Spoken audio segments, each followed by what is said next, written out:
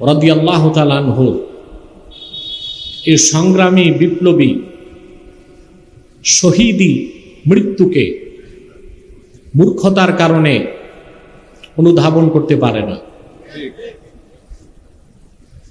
সেজন্য কিছু মস্তিষ্ক বিকৃত ঐতিহাসিকদের ভুল তথ্য উপস্থাপন করে ইয়াজিদের পক্ষে সাফাই গায়। ইমামে হোসেন রাদিয়াল্লাহু তাআলা আনহুর শাহাদাতকে প্রশ্নবিদ্ধ করতে চায়। তারা জানে সরাসরি ইমাম হোসেনের বিরোধিতা করলে মানুষ তো ধরে তাদের জুতা পেটা করবে। সেজন্য ইনিয়ে বিনিয়ে ঘুরিয়ে ফিরিয়ে তারা বলে যে ইমাম হোসেন কারবালায় গেলেন কেন? ওনার যাওয়াটাই তো ভুল ছিল। নাউজুবিল্লাহি মিন যালিক। প্রশ্ন তো আসে, আসলে কেন গেলেন তিনি কারবালাতে? প্রশ্ন আসে না? ইমামে হুসাইনের শাহাদাতের মাধ্যমে, শুহাদায়ে কারবালার মাধ্যমে আল্লাহ তাআলা তার কোরআনের কতগুলো আয়াতের বাস্তব নমুনা সৃষ্টি করেছেন। তার প্রথমটি আল্লাহ তাআলা সূরা সফ এই সূরাতের ইরশাদ করেছেন, ইন্নাল্লাহা ইউহিব্বুল্লাযীনা ইউকাতিলুনা ফী সাবিলিহি সাফফান কাআন্নাহুম বুনয়ানুম মারসুস। নিশ্চয় আল্লাহ তাআলা তাদেরকে সবসময় ভালোবাসেন যারা আল্লাহর পথে লড়াই করে সারিবদ্ধ হয়ে। কিরকম সারিবদ্ধ হয়ে? লোহা সীসা গলা প্রাচীরের মতো, শক্ত ভিত সম্পন্ন প্রাচীরের মতো দাঁড়িয়ে যায় আল্লাহ দ্বীনকে প্রতিষ্ঠার জন্য, কাফের মুশরিকের বিরুদ্ধে লড়াই করার জন্য।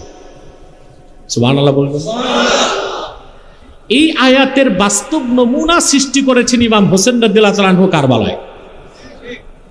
একদিকে উবাইদুল্লাহ বিন জিয়াদের নেতৃত্বে, কোন রাওয়ায়াতে আসছে 3000, কোন বর্ণনায় 10,000, সবাই একমত হাজার হাজার সৈন্য ছিল উবাইদুল্লাহ বিন জিয়াদের নেতৃত্বে। আর ইমাম হোসেন রাদিয়াল্লাহু তাআলা আনহু দাঁড়ায় গেলেন সীসা গলা দৃঢ় প্রাচীরের মতো মাত্র 72 জন মানুষ নিয়ে। সুবহানাল্লাহ। এর চেয়ে উৎকৃষ্ট নমুনার কিছু হতে পারে?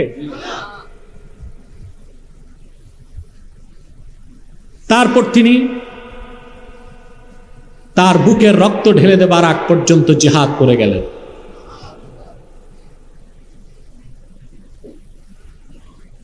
একদম শাহাদাতের যেই দিন শাহাদাত হলো না, 10ই মুহররম, সারাদিন উনি রোজা রাখছেন। ওনার বোনকে ডেকে বললেন, আজকে আমার শেষ দিন। বলে, কেন ভাই? ইমামে হোসেন বললেন, গত রাতে স্বপ্নে দেখি নানা জান আল্লাহর হাবিব মুহাম্মদ সাল্লাল্লাহু আলাইহি সাল্লাম বেহেশতি শরবত হাতে দাঁড়িয়ে আছেন। বললেন, হোসেন আমি তোমার অপেক্ষায় আছি, জান্নাতে এসে তুমি ইফতার করবা। আমি সারাদিন রোজা রেখেছি।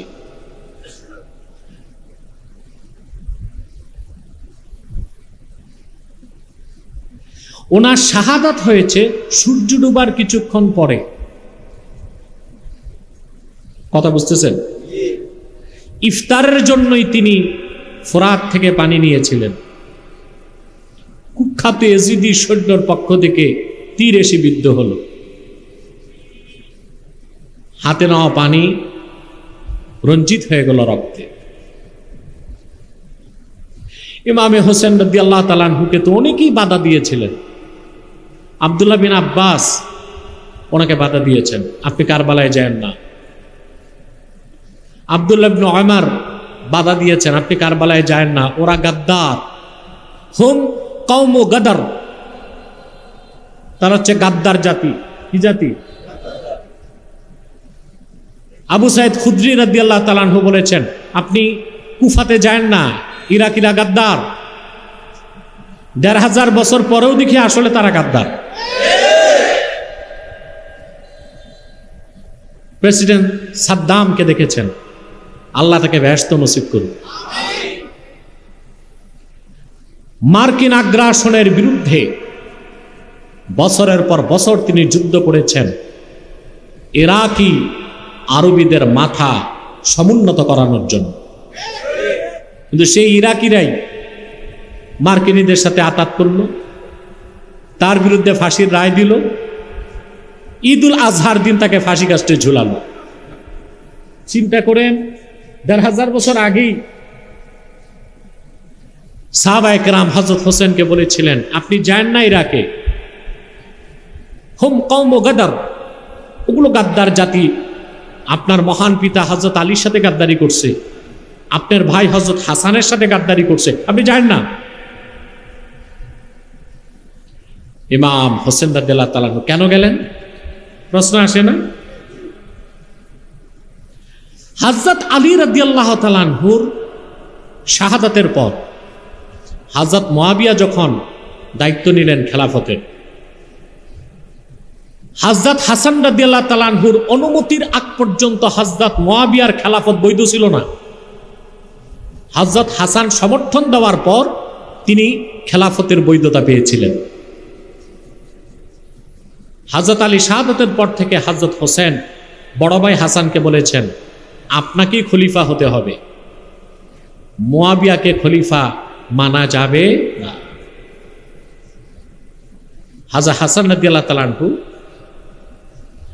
তখন হযরত হোসেনকে না মানাতে পেরে এক সময় বললেন, ওয়াল্লাহি লাকাদ হামামতু আন উসাজ্জিনাকা ফি বাইতিন ওয়া উতবিকা আলাইকা বাবাহু হাত্তা আফরুগা মিন হাযা শাম সুম্মা উখরিজুক। আল্লাহর কসম, তুমি যদি এখন আমার বিরোধিতা করো, আমি চাচ্ছি মুয়াবিয়া খেলাফতের দাবি করছে, খলিফা হোক, মুসলিম বিশ্ব অশান্তি না হোক। এই কাজে তুমি যদি আমার বাধা দাও, তাহলে আমার মন চায় তোমাকে আমি কারাগারে বন্দি করি, একটা ঘরের মধ্যে আটকাই, দরজায় তালা লাগাই দিই, যতক্ষণ পর্যন্ত পরিস্থিতি শান্ত না হয় আমি তোমাকে বের করব না। এই কঠোর সিদ্ধান্তের কারণে হযরতে হোসেন রাদিয়াল্লাহু তাআলা চুপ হয়ে গেলেন, বলেন, ঠিক আছে বড় ভাই, আপনি মেনে নিছেন, আমার তো করার কিছু নাই। ইবনে কাসির লেখেন, ফালাম্মা ইস্তাকাররাতিল খিলাফাতু লিমুআউইয়াতা কানাল হুসাইনু ইয়াতাওয়াদ্দাদু ইলাইহি মা আখিহিল হাসান ফায়ুকরিমুহুমা মুআউইয়াতু ইকরামান যায়েদা। এর থেকে স্পষ্ট হয়ে যায় হযরত মুয়াবিয়ার খেলাফত বৈধ ছিল। কি ছিল? সমর্থন দিয়েছেন কে? হযরত হাসান। বিরোধিতা করছিলেন হযরত হোসেন। ওনার বিরোধিতার হিকমত ছিল যে হযরত আলীর পর খলিফা হওয়ার সবচেয়ে যোগ্য হচ্ছে হযরত হাসান। আর হযরত হাসান চিন্তা করছেন মুসলিম বিশ্বে যেন গোলমাল, কোনো অশান্তি সৃষ্টি না হয়। পরবর্তীতে হাসান হোসেন দোনো ভাই মুয়াবিয়ার কাছে গেছে। মুয়াবিয়া রাদিয়াল্লাহু তাআলা আনহু দুজনকে সর্বোচ্চ সম্মান দেখাইছেন। এই জন্য আমরা বলি হযরত মুয়াবিয়া নির্দোষ। উনি কি? ওনার ইজতিহাদি খাতা হয়েছে, কিন্তু ওনাকে নিয়ে কটাক্ষ করা কোনো মুসলমান করতে পারে না, ওটা নিকৃষ্ট রাফিজি শিয়ারা করতে পারে। তারপরে হযরত হাসান হোসেনকে দেখেই মুয়াবিয়া দাঁড়ায় গেছে, সম্মান করছে। ওয়া ইয়াকুলু লাহুমা মারহাবান ওয়া আহলা ওয়া ইউতিহিমা আতাআন জাযীলা ওয়া ক্বাদ আতলাকা লাহুমা ফি ইয়াউমিন ওয়াহিদিন 200,000। হাসান হোসেন দোনো ভাইকে মুয়াবিয়া সর্বোচ্চ সম্মান করছেন, ইজ্জত করছেন। একদিনে 2 লক্ষ দিরহাম তাদেরকে হাদিয়া করছে। দুই ভাইকে 2 লক্ষ দিরহাম। তারপর বলল, দেওয়ার সময় বলল, খুযাহা ওয়া আনা ইবনু হিন্দ ওয়াল্লাহি লা ইউতিকুমাহা আহাদুন ক্বাবলি ওয়ালা বা'দি। মুয়াবিয়ার মায়ের নাম ছিল হিন্দ। বলো, আমি হিন্দের বেটা মুয়াবিয়া, আপনাদেরকে যে হাদিয়া করলাম, আল্লাহর কসম আগেও কেউ আপনাদেরকে এমন হাদিয়া দেয় না, আমার পরেও কেউ দিবে না মনে হয়। কিন্তু ইমাম হাসান চুপ, হযরত হোসেন আর চুপ থাকতে পারলেন না। হযরত হোসেন বললেন মুয়াবিয়াকে, হযরত হাসান চুপ। আর হযরত হাসানের মেজাজ ছিল জামালি, হযরত হোসেনের মেজাজ ছিল জালালি, ঠিক কিনা? হযরত হাসান চুপ। হোসেন রাদিয়াল্লাহু তাআলা আনহু বললেন, ওয়াল্লাহি লান তু'তিয়া আনতা ওয়ালা আহাদুন ক্বাবলাকা ওয়ালা বা'দাকা রাজুলান আফদালা মিন্না। আল্লাহর কসম মুয়াবিয়া, এটাও মনে রেখো, আমাদের দুই ভাইকে তুমি যে হাদিয়া দিয়েছ, তুমি জীবনে কোনোদিন আগে কিংবা পরে আমাদের দুই ভাইয়ের চেয়ে উত্তম কোনো মানুষকে হাদিয়া দিতে পারো নাই, কখনো পারবাও না। সুবহানাল্লাহ। হযরত হোসেন এটা বরত্ব প্রকাশ করেন নাই, ইস্তেহকাক। এটা কি? এটা কিবির বা ফাখার না, এটা ইস্তেহকাক। যে তুমি মিয়া 2 লাখ দিরহাম দিছো, তাতে কি হইছে? আমাদের চেয়ে দামি মানুষ আছে নাকি দুনিয়ায়? তোমার এই হাদিয়া আমাদের শান হিসেবে খুব একটা বেশি না।